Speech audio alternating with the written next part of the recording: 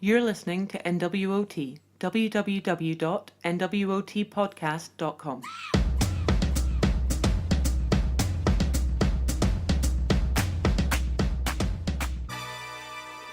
I love stationery. Like a divided folder is a joy. Is that what you're excited about this week? What were you excited about this week, Richard? Maybe getting a Great Dane. A dog? Yeah. Not any dog, a Great Dane. You can edit out that silence if you like. But it was for a reason that you were silent. It was for a reason. Yeah. So, I've been to your home. Yes. It's beautiful. Thank you. It's also tiny. It's the kind of home you might expect if you're going to live in Zone 2. Yeah. Yeah. Or say on the border of Zone 1 and 2. Put us close. And a Great Dane, that is, one, it's a dog, and two, it's a big dog. Yeah. They are apparently great in flats because they're lazy AF. Is that is that why they're called Great Danes? Because they're great in flats, they're great at parties? No, it's because they're massive. It's true. Well, so apparently they are apparently really good in small spaces. And I grew up with Great Danes, and then I was like, oh, but we had a big house and a big garden. But anyway. Didn't you live in like rural South Africa as well? Yes, with space. Yes. So, but then I was looking online, and there was one that was living on a narrow boat. So if a Great Dane can live on a narrow hipster boat. dog. Yeah, it was a hipster dog. But yeah, didn't do that. Didn't finish. I mean, I saw you last week, so within the space of 1 week, you were like, might get a dog, let's get a Great Dane. Not getting a Great Dane, done. Yep. Nice. Efficient. Yeah, very efficient. So this is a meta experiment all about our podcast. And I think what is interesting is if it's all about things that we started and got excited about and then stopped doing, and we intend to finish this one, shall we have a quick chat about how we're feeling about this right now? Are you still excited? Are you not excited? I am super excited. Okay. And I recognise this, that I am on the way up. So I am doing lots of reading. I am like new ideas, new subjects, trying to become informed as well. So as much information as I can get. Yeah, really just where I am right now is sucking up as much information as I possibly can. Oh, that's fantastic. I think what I've enjoyed is being aware of this process I'm going on and observing how I'm doing it. So, you know, I have done this many times before, gone to the first shop and buying every kit I need, figuring out what I need to do to make it happen, getting all of that, setting it all up. And it's been interesting to kind of not just do that, but be aware that I'm doing it, if that makes sense. Yeah. And I was even just on the tube the other day, and something happened, and I was like, just observed it differently, thinking, oh, I might want to talk about that later. You know, it's just kind of changed how I'm viewing the world and how I'm engaging with it. And I think it's been really fun to also see how you and I approach things slightly differently and are quite complementary. I feel that's why people say, oh, you should go to the gym with a friend, or what, you know, kind of find the different sides of the energy to kind of keep things going. Maybe. I mean, we both. Gym's a bad example. Yes. Even if one of us was motivated to go to the gym, the other one would be like, about we don't? Yeah, no, okay, bad example. But yeah, it has been quite interesting to see how we bring different things. I've kind of gone shopping and like looked at microphones and stuff, which was quite fun. But then you've been writing blogs and setting up the social media page. It's just been quite a fun kind of back and forth, which has been really, really good. It had, well, it's a lot of what I've been doing is what I do in my day job. So I've used all more transferable skills than I think I thought I had that would be applicable here. So I've done little kind of Instagram posts, and I pulled them together using a bit of software that I used to use for creating gig posters. Yeah. Writing little bits of SEO text, doing little like setting up the GA account, so that the Google Analytics account, which is all work stuff that I've done previously. And it was nice. It was good. I was like, I know what I'm doing here, and I can just smash through it. There's a buzz that comes from knowing what you're doing because you've done it before and applying it in a new way to a new project. Yeah, and I think that's actually interesting in terms of one of the themes I think that we're going to talk about often is what are you bringing from your past to the present or to the new thing that you've taken, and how you're applying that. Because I think there have been some things where maybe insurmountable in any other way, but because you've done something else before, it's quite useful. So I've always quite liked technology and plugging things in and trying out new stuff, or doing a bit of video editing, so sound editing isn't that different. You know, things like that you bring to the table, so you're not starting from zero. And a lot of the stuff I've been reading online about podcasts or listening to podcast episodes, you can almost skip to episode 6 because the others I feel I've done in other avenues already, if that makes sense. Yeah, that does make sense. And so what could have maybe made me feel a bit bored earlier, not that I'm getting bored, but you know, what would otherwise have made me just go, oh, maybe I don't want to do this, hasn't, because you kind of feel like you're on a good path, you've got a bit of momentum, you kind of know where you're going and what direction you're heading in. Does that make sense? It does. Good. So a little bit of what I'm aware of is this feeling of almost a holiday romance. So I know I'm having a good time, I'm really getting into it, but there's this little kind of in the corner of my eye, I know that it won't last. Okay. And it is not because I'm enjoying it. Sorry, not because I'm not enjoying it, not because I'm not into it right now, but because That's the pattern. Yeah, that's the pattern. Yeah. I know that it's there. And I've been, as well, because we've been researching what we're going to talk about here, looking at these past patterns and seeing what kind of duration I've managed to keep this buzz for. So some of them were a couple of weeks.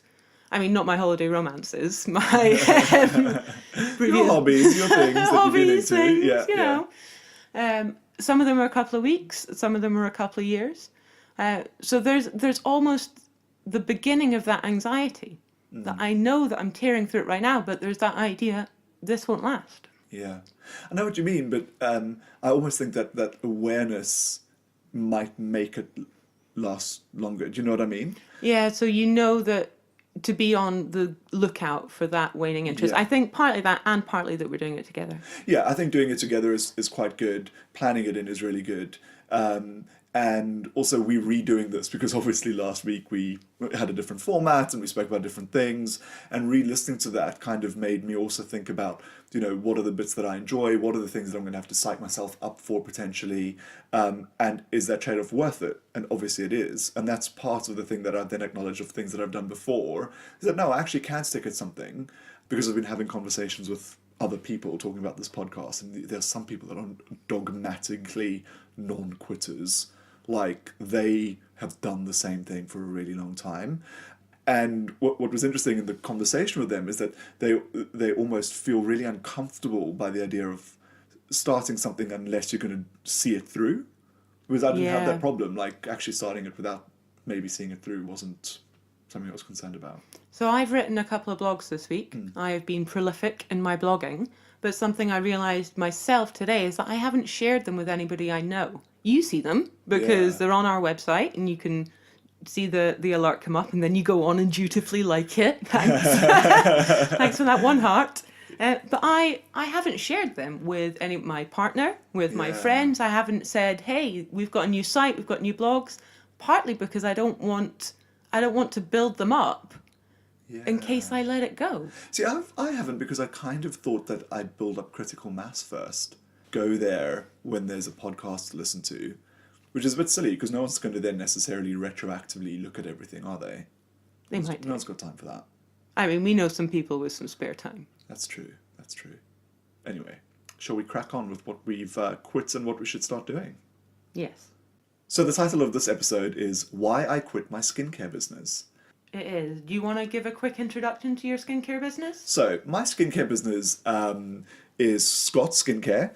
It's an organic skincare range for men, and I'm speaking about it in the present tense because while I'm not making any skincare and while the website isn't active, I feel the idea is still very much alive in my mind. It is active. I was on it. Were you? Yeah. Oh.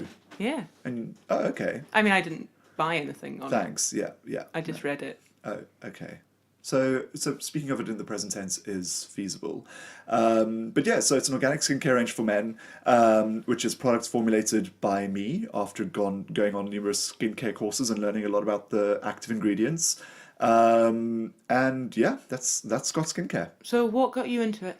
So what got me into it is Tom and I came back from holiday in South Africa, and both of us weren't in a great place at work at the time, thinking bosses are awful, wanted to be a bit more independent, wanted to be in control of our own life. The natural feeling that you'd have after 2 weeks away, the day before you start work. And so we each bought a book, unbeknownst to each other, about, finding that independence. And then one day, randomly, I came home from work, and Tom, who is far more into skincare and grooming than I am, was like, let's start a skincare business for men. And this is before Bulldog, so we were totally on trend. And I was like, okay, but we know nothing about skincare. Oh, so this was before you did the courses? Yeah, yeah. So he was literally like, start a skincare business. And I thought, well, if we're going to start a skincare business, I'd better learn, because I had visions of us going to speak to a formulator or someone to make the skincare and them just walking all over us. Because, like, how do you even start the conversation when they go, what should the texture be like? What should the color be like? What should it smell like? I wouldn't have the language. And so that's where I started looking up about skincare online. And that's where I found a skincare course, which happened to be about natural skincare. And that's how it kind of evolved from just being a skincare range for men to a natural skincare range and then an organic skincare range. Anyway, skincare was completely new, but both my parents are chemists and I did science at school, and I actually used to have a chemistry lab growing up. Well, like Breaking Bad kind of? Yeah, legal though. Like, Wow. all I did was make like copper sulfate crystals and stuff. But Nice.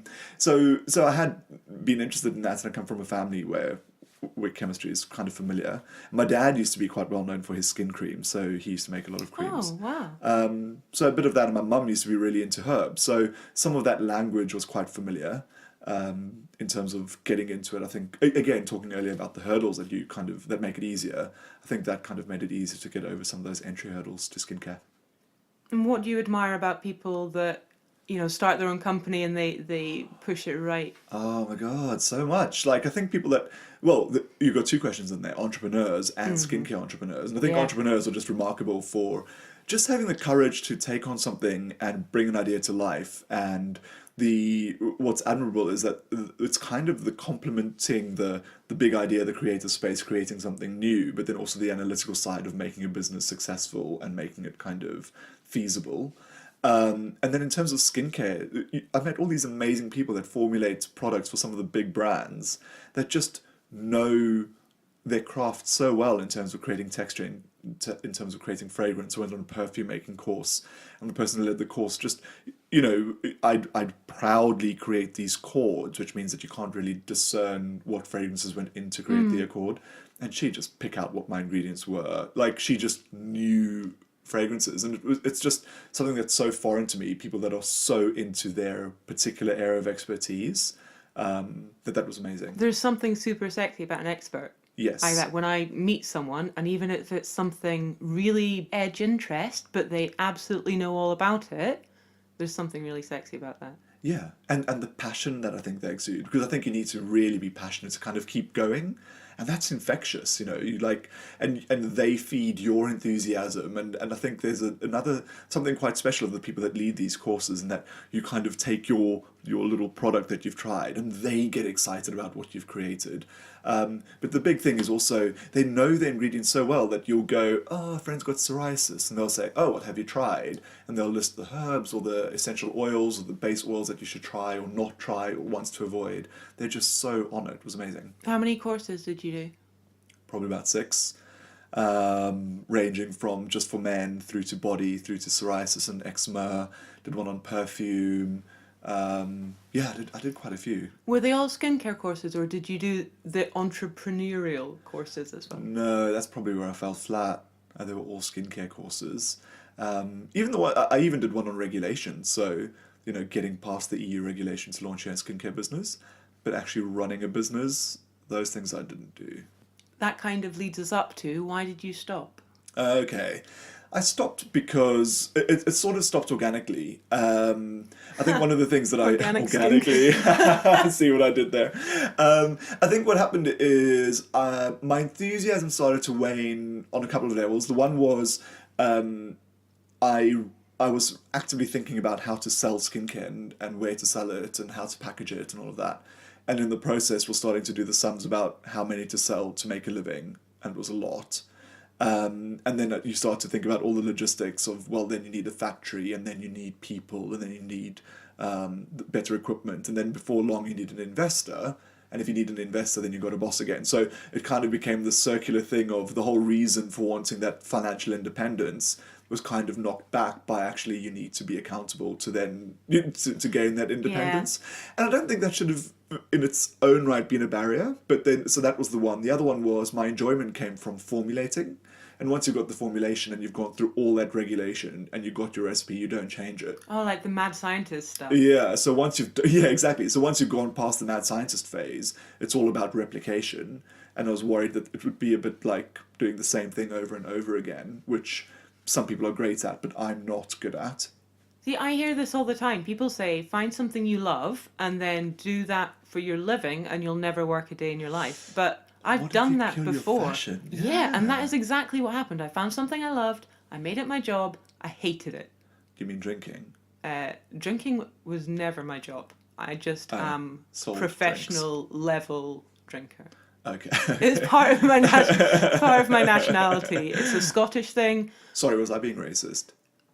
Anyway, what were you passionate about that then you stopped being passionate about? So I ran a music venue. Oh yeah. For a period of time.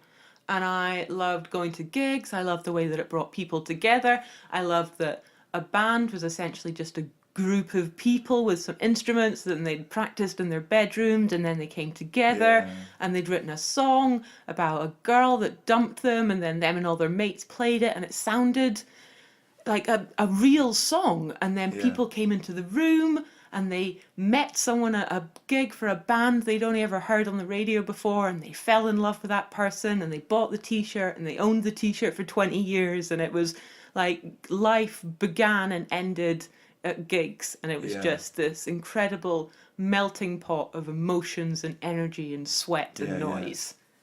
And then it became a lot about change orders, spilt pints, stolen jackets. It's a pity, because when you talk about it, you're obviously still really passionate. But it's the making them happen that's less exciting. Yeah, it's the making them happen. It's the gigs that should have been rammed and nobody turned up to. It's the times like... It's hard to get other people excited about the same thing you're excited about. And I think that was one of the things with Scott. So I got really excited about creating it, but then getting people to buy this one thing I thought would be really hard. But I had about 25 people that tested the products for me, so I could kind of go, is this right, is this wrong, is the text right or not? And people were great, and they sent in the forms and stuff, and they really helped a lot. But it's hard to get people excited. It is. So I use one of your products because the makeup remover you brought me. Yeah, when you brought it around my house, just as a gift, hey, I got this, I made it for you. What you said when you gave it to me, you're like, try this out. If it works, I'm going to try and sell it to drag queens. And I was like, no reflection on you. Yeah. I mean, I don't wear that much makeup, but I was like, I'd love to be your tester drag queen. Sorry, I put my foot in that one. That's not what I meant at all. It's a great product. I use it before I use other stuff. Thank you. I'm glad you enjoy it. But anyway, so it was partly about figuring out how much money I could make, needing an investor, all of that stuff. But then also, at the time, I got married, and we went. So I was freelancing at the time, and instead of working, I spent about 6 weeks working on our wedding, and then went on a 3-week holiday. And before I knew it, I hadn't worked for 10 weeks, and I needed to earn money. So I got a full-time job, and that kind of is where Scott ended. So November. Then last year, I was going to do NaNoWriMo. Do you know what that is? No. It is National Novel Writing Month. Oh, yeah. So the idea is you write 50,000 words in 30 days, and it's the deadline that drives you towards writing the novel. Yeah. Like, it works for lots of people. I was really excited about it. I was going to go with it. October 27th, my fiancé Jim proposed, and that did not happen. Out the window. Well, yeah, things kind of happen, and sometimes, and I admire people sometimes who can then keep their priorities in check and just be like, no, Jim, I'm not going to marry you right now. I have a novel to write. Ask me in December. But that's not realistic, is it? Like, you can't do that. I can't believe you proposed when I am just about to start this. So selfish. Or you're just thinking about yourself the whole time. NaNoWriMo, Jim. NaNoWriMo. No. Seriously, do you want me to just write a novel about the time that you proposed and I said no because you were getting in the way of my dreams?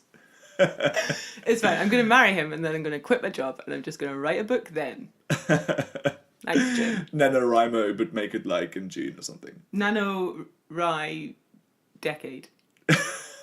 That's the one that started about 8 years ago. Oh my God, I'm Yeah. never going to write a book.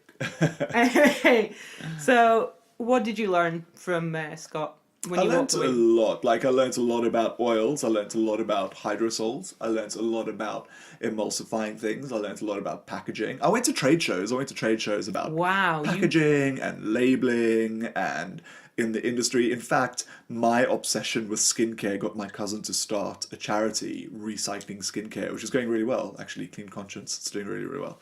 So obviously, this you obsession told is me really about that. infectious. Yeah. So that project gives me license to steal shampoos from hotel rooms. Yeah, absolutely, absolutely. We'll do a whole episode when Gwen can tell us that, because that wasn't her first entrepreneurial endeavor. So she can actually tell us about her journey to doing this great thing. Cool. But yeah, so what I took from it is learning all about that, getting into a world that's completely removed from my own.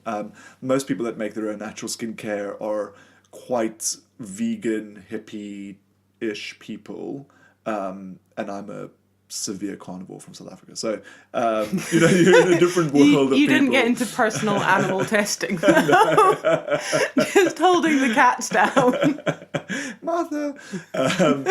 So just meeting new people from a different walk of life, and I think that in itself was actually important. I think I was listening to a podcast about the value of deliberately meeting people that aren't from your world, meeting other people. Yeah, So that was yeah. fantastic.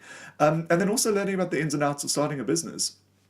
So I actually started Scott before I started freelancing. So setting up a business, registering it with Company House, getting an accountant, figuring out, all of that kind of legal stuff, all of that type of stuff I've taken away and I've carried on using. It feels like to a large extent I use a lot of my Scott knowledge in terms of what skincare I buy, how I engage with the category, what I use on my face.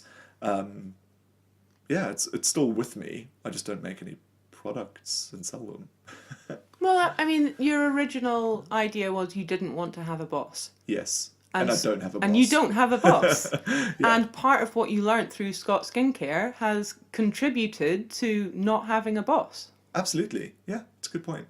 And I think that's one of the things that also made it lose a bit of momentum. So it may be a bit confusing. I had Scott was freelancing, went full-time employed. Now I'm freelancing again. But yeah, so now I don't have a boss. And to a large extent, the thing that kept me motivated was I'd have a bad day at work and I'd go home and I'd study because that was my exit route. And so I don't have that kind of drive to do that anymore. So was it a waste of time? No. It wasn't a waste of time. I think I learned a lot. I got a lot out of it. It did a lot for my sanity at the time I was doing it. Having this hobby, having this external thing to focus on was very valuable and important at the time. That's really interesting. Yeah, the process is the benefit, not necessarily just the end product. Yeah, absolutely. So I may have thought I was doing it to start a business, but actually what I did was start a hobby.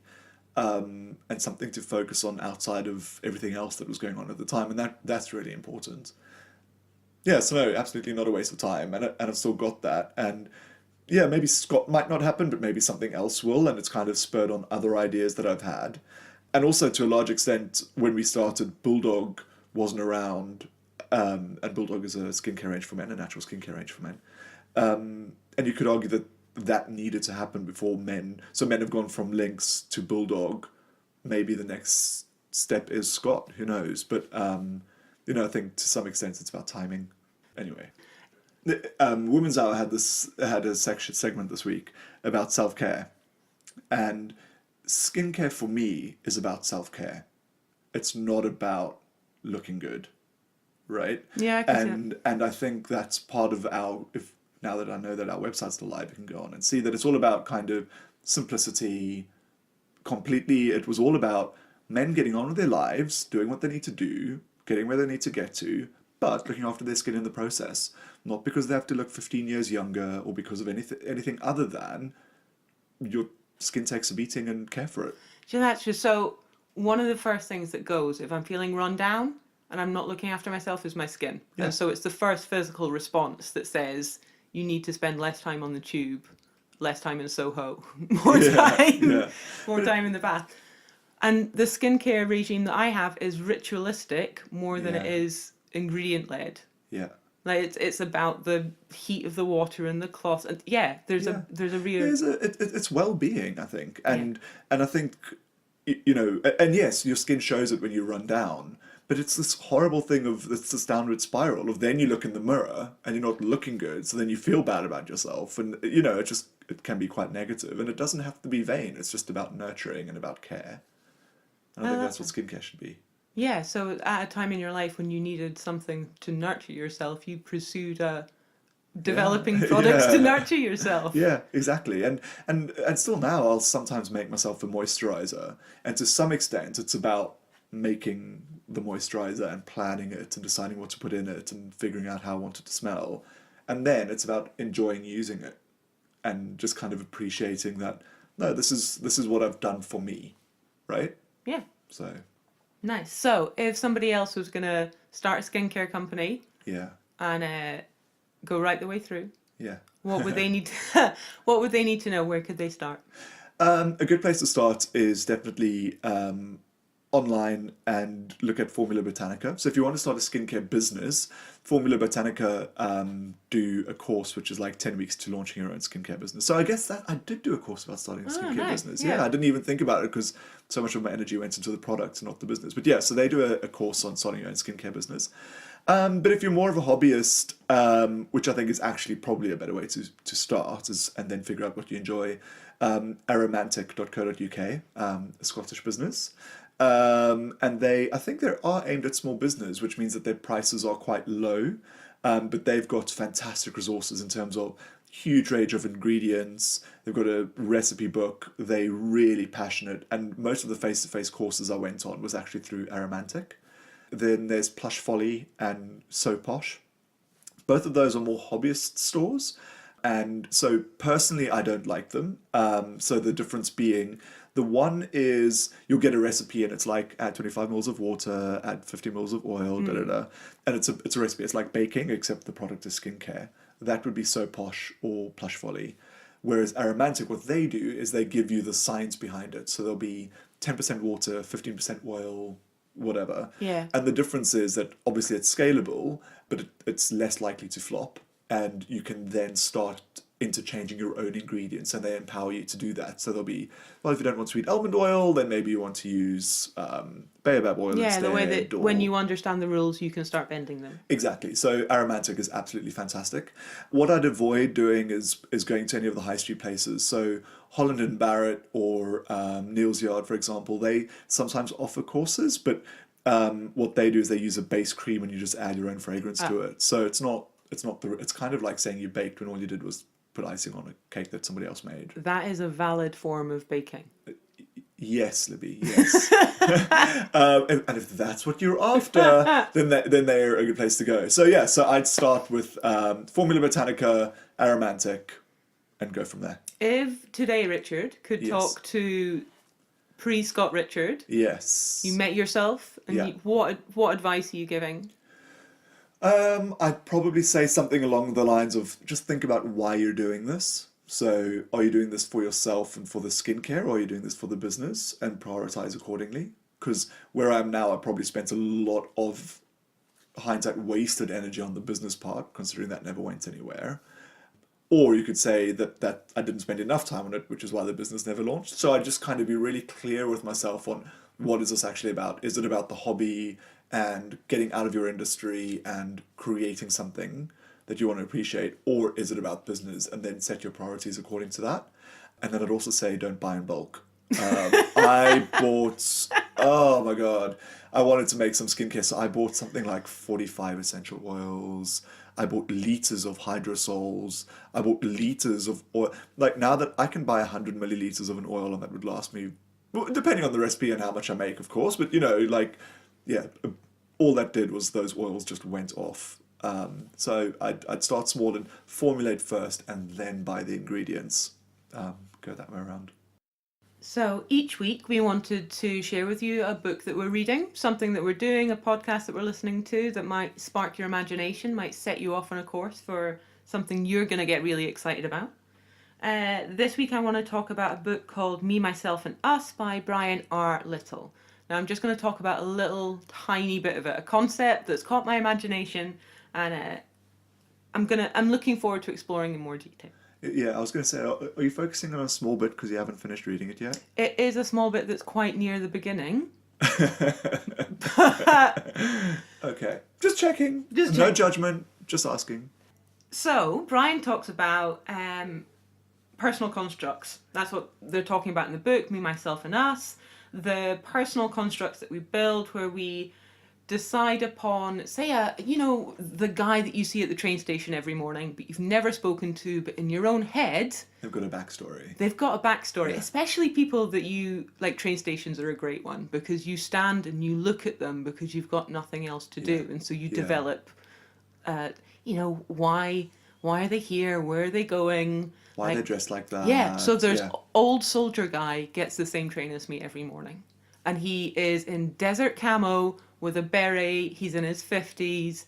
He's a little bit heavier than I would have thought a serving officer might be. And he's got a full rucksack, like he's about to just hike across the Wow. Sahara. And he's getting the 7:18 train to London amazing. Waterloo. Yeah. So I've built a lot of stuff about that guy. But goggles. So you have these personal constructs. You are a personal scientist. So that was George Kelly had this idea of this personal scientist, a hypothesis, iteration, you develop them. So people who wear skinny jeans are a certain type of person, or people who wear too much makeup are a certain type of person. Yeah. And then the next time you meet someone who has, in your mind, too much makeup on, Yeah. you approach that with a hypothesis Yeah. of the kind of person they are. So you test and you try and you test and you try. The more personal experiences you have, Yeah. the more people you meet, the more flexible you are having those personal constructs challenged, the more of these goggles you have. And the more goggles you have, the less anxious you feel in new situations. Or different people. So that's interesting. So that's kind of I guess it complements what we were saying earlier about surround yourself by people that are different to you. Yeah. Because then you're creating new goggles and challenging how you view the world or how you think about things. So you're less prejudiced because you know that actually just how people look has no And that reflection isn't on just who a they are. benefit to everyone else because you're less of an Yeah. asshole. It's a benefit to you because the more perspectives you have on the world and the more perspectives you have on yourself, Yeah. the less likely you are to feel anxious, more likely you are to be able to adapt to a new Yeah. situation, to be able Yeah. to cope in an unfamiliar situation. Like a broad and varied set of life experiences Yeah. allows you to move forward in life with fewer challenges, fewer social challenges. But I think it also changes society, and I guess it starts a bit of a snowball, doesn't it? So that was the whole thing of the more people came out, the more people realized that gay people weren't like AIDS-infested freaks or whatever, and so people are just people that have different types of identity or express themselves differently in different situations or preferences. But that's kind of why they keep saying, just be really honest about who you are and challenge those things. And it's interesting what you say, because I often think I feel quite anxious when people kind of limit me to one part of my identity. So if people think, oh, you're South African, and Racist. then, yeah, racist, you like rugby, all these things that aren't me, and that I don't, it makes me feel really uncomfortable. Or if people just say, oh, you're gay, and then I'm like, yeah, but I'm not like a chemsex fiend or something, Yeah. I always think that, no, actually all identities are a bit more nuanced, and I suppose that should be the same for everyone. None of us are just one thing, right? But you are perceived in a way that you have no control over. Yeah. That's the thing. We Yeah. perceive people in ways that they have no control over. And so, old army guy, Yeah. if I need to know the time, I am more likely to ask a complete stranger Than him who you see than often. old army guy. Because if I ask old army guy Yeah. and something about our interaction disproves a personal construct that I have built around him, then that causes me anxiety. Interesting. So I'll Yeah. avoid him. I'll Yeah. rather stay away than have any of my assumptions disproved.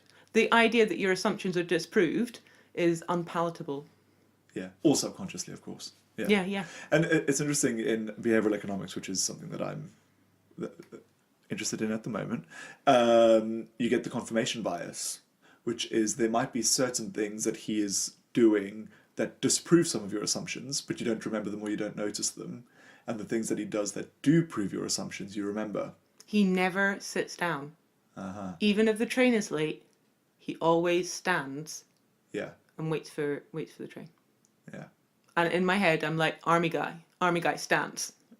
Yeah. So And one day he might sit down, or he may have sat down when you weren't paying as much I will attention. freak out if old army But, guy sits yeah. down. But I'm saying it could be that he has when you haven't been paying that much Oh yeah, attention that to could be him. true. But you wouldn't notice because that's not what he does, right? Yeah, that's true. Yeah. Because I might be paying attention to headphones lady. Interesting. What's interesting is that we sometimes use these constructs ourselves, right? So if you're going on a date, you present yourself in a certain way, or if you're going for a job, and we use these assumptions that people make based on appearance. I do it and play them back all the time. Yeah, why do you Conspicuous have- consumption. Why do you have those glasses, Libby? I mean, they're classic. They're tortoise shell. I mean, I'm culturally appropriating lesbianism every single day. So why did you pick up this book, and what's going to make you carry on reading it?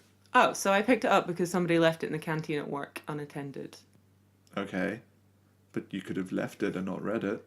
That's true. I think because I wanted to do more reading. So genuinely, and this is such a terrible reason for picking up a book, I wanted to be the girl on the train that reads a book rather than the girl on the train that stares absently out of the window. Okay. And so it was lying around and I went, hey, I'll pick that up. And then I can be book train girl. Okay. So you were creating your own construct that you I want other was. people to And use. little did I know, in the book, it would tell me That's what you're doing. what a shallow bitch I am. Well, it's not entirely So, true. That's Maybe where I just got it what you from. can But make, the reason that I am continuing to read it is it's got some really interesting ideas. It gels really nicely with some of the other reading we're doing.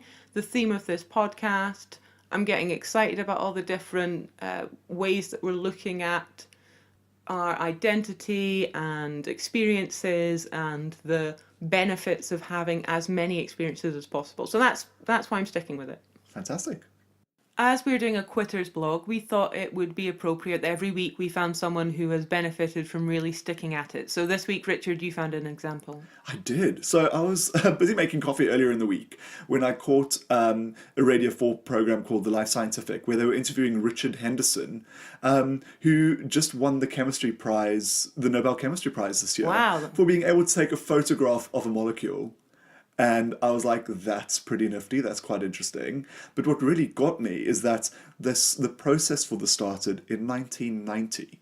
They got this idea, and then for 17 years, they went at trying to refine the process and tweak it and work it and just kind of carry on with it. And what was amazing is he's been trying to do this for ages. He's from Cambridge University, and he's always been involved in chemistry and taking, and molecular biology or whatever. I can't remember all the details, but atom stuff, minute atom stuff. It's amazing. And so he'd go to all these conferences around the world, sharing ideas, and they were working with other techniques and stuff. And then in 1990, that's when he came across this idea that they thought might work. And when they mapped out the process that they wanted to do it in, they gave it a try. And I think something like within a year, they had their first breakthrough. They were like, oh, brilliant, fantastic. So we're going on the right track. And then carried on for 17 years to refine it. And I think, and it's interesting because I think, I wonder what would have happened if they didn't have that breakthrough to kind of keep them going. Yeah, like when the first pound in the fruit machine gives you a $5 back. And then you keep going. Yeah. But he says that what was remarkable is that they try and come up with not much. And yet he's not only almost surprised that they kept going themselves, but that they kept getting funding. And so there was something in the story and in this journey and what they were trying to do that they exuded enthusiasm and excitement, but, what it would achieve. And so they tried and tried, kept applying for funding, kept getting funding, and just kind carried of on. consistent persistence is totally alien to me. Isn't that amazing? I mean, even before the Nobel Prize, he was a specialist. He is a specialist in his field. Yeah. So what they're saying is one of the big implications is up until now they've got theories about how stuff work, but now they can actually photograph them and see what's missing or what is actually unlocking the potential of medicine. When I think about the process they would have Yes. gone through, the big gap for me is like I will cook dinner and I like the pasta sauce I make see the today. correlation. Well, no, wait. The pasta sauce I make today, I will never be able to make again because I have Yeah. no idea what's in it. Yeah. But for them to consistently progress, Yeah. They've got to keep track of every detail. just the little tiny details. I mean, this is why I can't bake. So I can cook. I'm a good cook, but I cannot bake because it requires the precision. So yes, we're curious. Yes, we like to stick at stuff, but maybe it's just the attention to detail that means we'll be forever locked out of science. Using the cooking analogy again, if I'm making a carbonara, I will find 4 or 5 different carbonara recipes online, and then identify what the common threads are. Or I do that. The Guardian does this thing where they'll choose something like choux buns or bolognese sauce, and then they do that for you. They take all these different recipes and they try them all out, and then they come up with a recipe which combines all the best bits of all of the ones they've considered. Yeah. I do that so frequently, but I do it so early in my learning experience that I really quickly learn. I get to grips with the basics of what I'm looking at, and then I immediately start applying what I've learned elsewhere, what I want to include in this. So if it's, I'm looking in the cupboards and I don't have apricots, but I do have dates, I'm like, well, what can I do with that? What can I swap it out? Maybe it's that too early in that journey, I start trying to put myself into what I'm creating. So rather not always than show the why, what the almonds brings and what dates are going to do as an alternative or whatever. Yeah.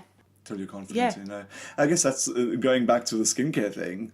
That's possibly, why I said, go to aromantic. Whereas actually maybe you should start with the Plush Follies and learn the recipes over and over. Yeah. Get used to your stove, get used to your beakers. Whereas I like the others because very early on you're swapping ingredients out. And even as you say that, I'm like, who has time for that? But the time limit on anything that I pick up isn't because it's an actual time limit. The time limit implied is the time limit Your of my patience. enthusiasm and my patience. Yeah. So when I pick up something new, I'm like, look, you've got 6 months, 2 years, 3 years, depending on what it is, to nail this. So just get right into. So I don't know if my enthusiasm means that I too quickly run before I walk, or because I know that my enthusiasm's going to wane, I put an artificial time limit on it, which makes me think, I mean, who has time to do the basics first? Yeah. But patience keeps you going. So Patience takes photos of atoms and wins you Nobel Prizes. yeah, exactly. But isn't that and obviously they're enthusiastic, but they've got patience and just keep going at it. Yeah, determination. Wow, my new hero this week. He's stuck at that so good. Yeah. Has he got a podcast? No. Well, I mean, Maybe we'll be doing this for 17 years. oh my God.